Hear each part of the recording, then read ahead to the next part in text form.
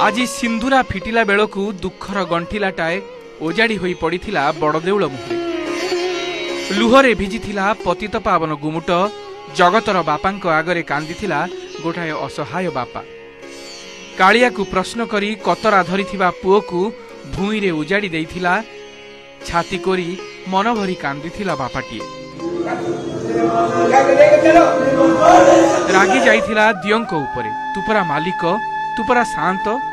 आ बोली केते डाकिली थरे आइलुनी काकुती मिनती कली टिके शुणिलुनी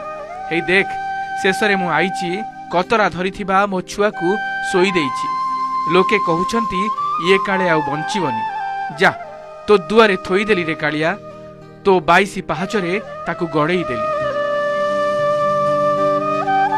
गोटाए बापार कोह आज ताकू बड़देउल को टाणी आनीथिला डाक्तर मना करिदेला परे एबे तांको पाखरे गोटिए रास्ता महाप्रभु श्री जगन्नाथ ये परा जगतर मालिक ये परा कथा कुहादिय डाक शुणिबे बोली डाक्तरखाना सीधा देउल को धाइछंती ए आर्त व्यक्ति जनक विश्वासर ईश्वरंक आगरे गुहारी बाढ़ी हाथ टेकी देइछंती क्षणक पाई तांको कोहर स्तुति भितरे झलसुची महाप्रभुंकर मुह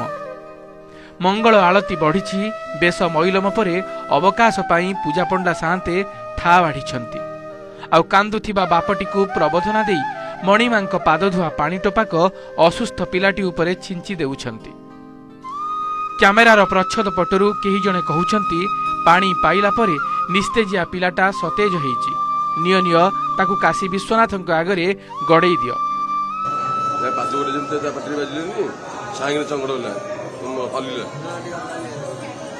पूरा पूरा ये पड़ता पाँच जन बाजिला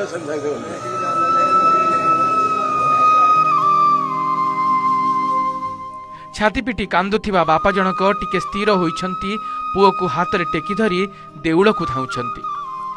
सते जेमिति जीवनर शेष आशा टिकक एइठी चमत्कार रूप नेबाकू अपेक्षा करिछि विश्वास शांते कृपा कले पुओ तांकर भल होइजिवो